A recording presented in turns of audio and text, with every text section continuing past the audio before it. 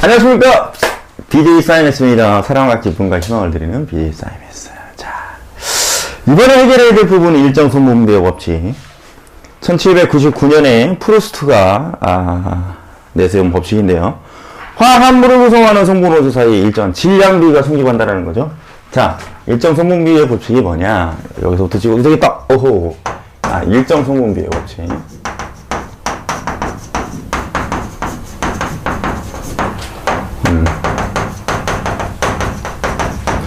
일정 성분비의 법칙은 뭐냐? 화학 반응 시. 자, 다시. 뭐라고요? 화학 반응 시. 반응 시. 죄송합니다. 화학 반응 시. 자, 화학 반응 시 일정한 질량비가 성립한다 라는 거예요. 자, 다시. 일정한 질량비가 성립한다.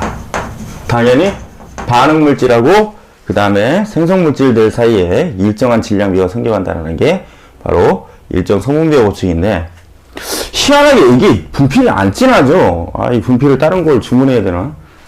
근데 가지고 있는 게 아직까지 많이 남아있어서 왜 안 진한지 모르겠네. 좀 진한 걸로 바꿨으면 좋겠네요. 잘 보이면 좋은데. 그죠? 나중에 여기 가지고 있는 거 다 쓰면 진하게 좀 써야겠어요. 카코님 별로 이렇게 진하게 안 보이죠? 그죠? 자, 일정 성분비의 법칙이라는 건 화학 반응 시에 일정한 질량비가 성립한다는 건데, 여기서 중요한 건 질량비입니다. 질량비가 중요해요. 질량비. 아시겠죠? 자, 예를 들면 이게 무슨 얘기냐? 자, 예를 들면 자, 또다시 한번 해볼까요? 수소하고 산소하고 그 다음에 물. 요거예요. 요거. 지난번에 이거 분명히 설명을 했었는데, 네, 들어가십시오. 자, 수소는 어떻게 되어 있었냐면, 화학 반응식 EH2 플러스 O2는 EH2O 이거였습니다. 질량 보존 법칙이 성립하는 이유에서 제가 분명히 말씀드렸던 내용인데, 자, 보세요. 얘를 그림으로 그렸을 때 어떻게 그렸었죠? HH, 그 다음에 HH, 그 다음에 여기는요, OO 이거죠? 맞죠? 그럼 결국은 뭐예요? H2O 이렇게 만드는 거잖아요. 그쵸? 이렇게. 보세요. 이거잖아요. 간략하게 그리면. 요 그림이잖아요. 그림은 잘 보고 익혀두시는 게 좋습니다. 왜 그러냐면, 그림으로 나올 확률도 가끔 있기 때문이죠. 자, 보세요. 자, 요건데, 자, 만약에, 요 녀석 O2를, 한 개로 그냥, 분자 한 개로 이렇게, 만약에 일정하게 놓읍시다. 일정하게 나옵시다. 일정하게 놓은대요. 그러니까 수소를 열라 많이 준비했대요. 자, 수소 열라 많이 준비했대. 졸라 많이 준비했대. 수소를 열라 많이 준비했대. 와. 자, 간단하게 그냥 끝냅시다. 여기는 열라 많이 준비했다고 하더라도, 이 녀석이 지금 O2로 분자 한 개로 일정해버리면, 요거 끊어다가 여기다 갖다 붙이고, 요거 끊어다가 여기다 갖다 붙여버리면, 그래, 요거 끊어다가 여기다 붙이고, 요거 끊어다가 얘까지만 써버리고요. 그 다음은 더 이상 반응 안 하네. 그럼 얘네들은 반응 안 하네요. 반응 안 해. 왜 반응 안 해요? 얘가 요거밖에 없으니까 반응을 할 수가 없지. 반응을 할 수가 없잖아요. 그쵸? 반응 못 하네. 그러면 뭐야? 너희들은, 화학 반응을 할 때, 너희들은 아무리 많이 준비를 한다고 하더라도, 아무리 많이 준비를 해도 일정한 성분의 비율만 반응하고 나머지는 반응하지 못하겠구나. 남겠구나. 그렇죠? 맞죠? 보여드렸잖아요, 지금 금방. 그죠? 그래서 이런 걸 우리는 뭐라 그런다? 일정 성분비의 법칙이다. 자, 그럼 깔끔하게 다시 한번 그려보면요. 자, 보세요. 깔끔하게 다시 한번 그려보면, 자, 일정 성분비라는 얘기는 화학 반응 시에 일정한 성분의 비율, 즉 질량 비율이 성립한다라는 얘기인데요. 자, 이거 다시 그려보면 요거고요. 요거예요. 근데 자, 그럼 여긴 얘잖아요. 그쵸? 요거겠죠? 요건 요거겠죠? 자, 보세요.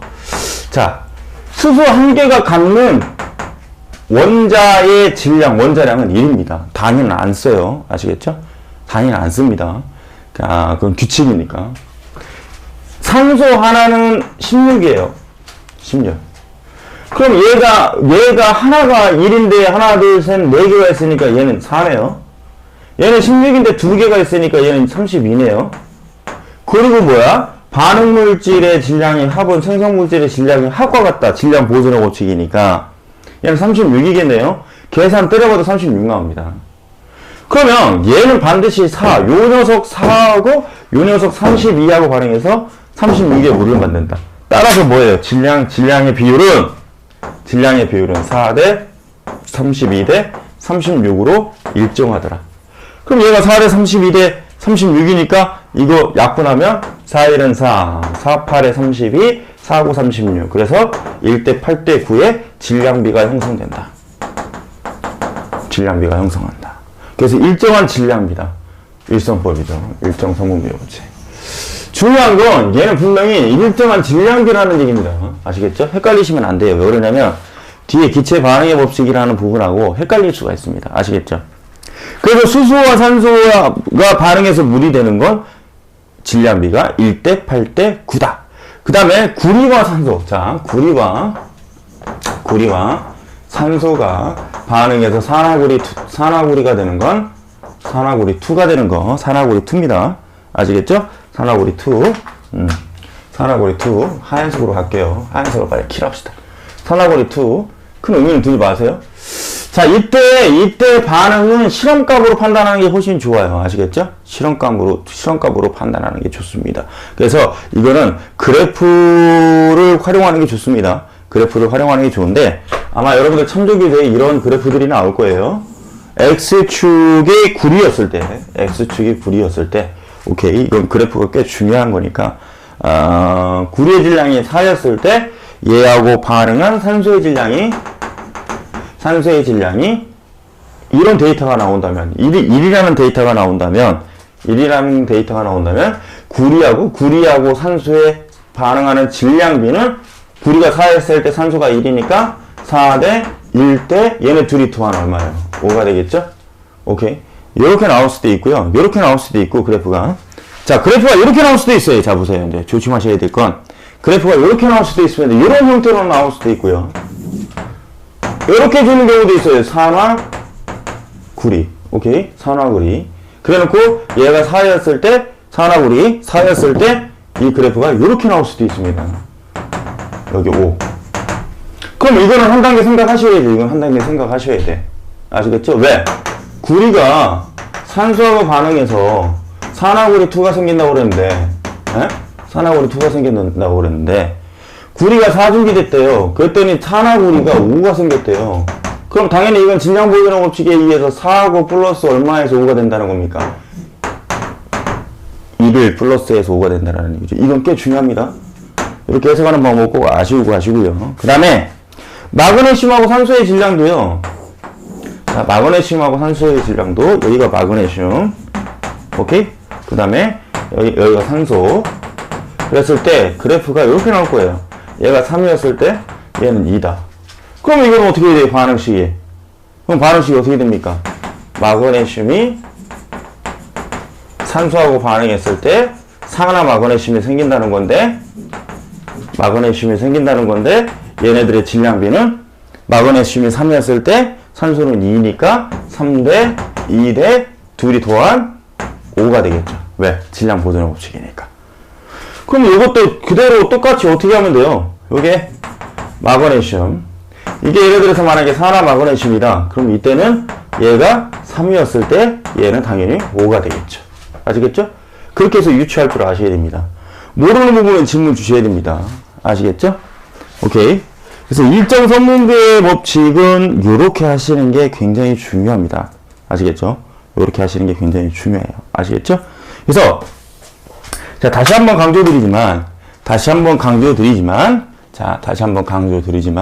일정 성분비의 법칙은 반드시 화학 반응 시 일정한 질량비가 성립한다.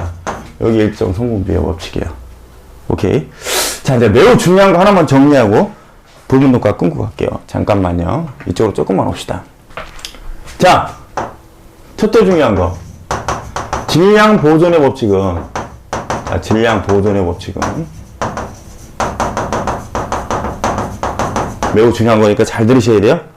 질량 보존의 법칙은 물리 변화나, 자, 다시 질량 보존의 법칙은 물리 변화나 그 다음에 화학 변화, 즉 화학 반응. 자, 물리 변화든 화학 변화든 또는 화학 반응이든 질량 보존의 법칙은 무조건 모두 적용 가능합니다. 모두 적용돼요. 아시겠죠? 모두 적용 가능합니다. 자, 두 번째 중요한 건, 자, 일정 성분비의 법칙은, 자, 잘 들으셔야 돼.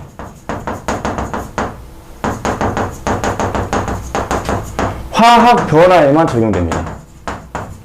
자, 뭐에만? 화학 변화에만 적용돼요. 자, 물리변화는 적용이 안 된다라는 뜻이죠. 자, 다시. 물리변화는 적용이 되지 않습니다. 무슨 법칙은요? 일정 성분비의 법칙. 왜냐? 물리변화는 왜 적용이 안 되느냐? 보세요. 자, 쉽게 얘기하면 이걸로 얘기합시다. 물리변화는 왜 적용이 될 수가 없느냐면, 물리변화 중에 예를 들어서 만약 혼합과정을 하나 얘기해 봅시다. 혼합과정. 자, 소금을요, 10g을 준비하고요, 물을 100g을 준비했답니다. A. 자, 소금을 20g 준비하고 두 가지만 합시다. 물을 100g 준비했대요. B. 얘도 소금물이 가능하죠? 얘도 소금물이 가능합니다. 즉, 혼합한다는 물리변화의 과정 같은 경우는 일정한 질량비가 성립이 안 해도 상관이 없다라는 거예요. 81님 어서 오십시오. 81님 반갑습니다. 즐겨찾기하고 추천 주시면 제 방송 이용하실 수 있어요. 지금 컨텐츠 제작 중이기 때문에 제가 많은 답변을 드릴 수는 없고요. 부분 녹화 끝나면 잠깐 제가 답변 드릴게요. 아시겠죠? 물리변화는 어차피 질량의 비율이 성립이 즉 같지 않아도 녹는 건 마찬가지입니다. 녹을 수 있다라는 거예요. 아시겠죠? 그래서 일정 성분비의 법칙이라는 거는 뭐냐면, 다시 한번 말씀드리면, 일정한 화학 반응 시 일정한 질량비가 성립하고 그 질량의 비율을 넘어선 건 반응하지 못하고 남는다라는 건데, 오케이. 근데 얘 같은 경우는 남는 게 아니잖아요. 질량비가 성립이 아니잖아요. 일정한 질량비가 성립되는 게 아니잖아요. 그쵸?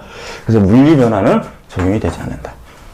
매우 중요한 겁니다. 아시겠죠? 자, 일정 성분비의 법칙에 대한 부분 녹화, 즉 기본 개념에 대한 부분 녹화는 여기까지 진행을 할게요. 지금까지 BJ 사이먼스였습니다. 수고하셨습니다, 여러분들.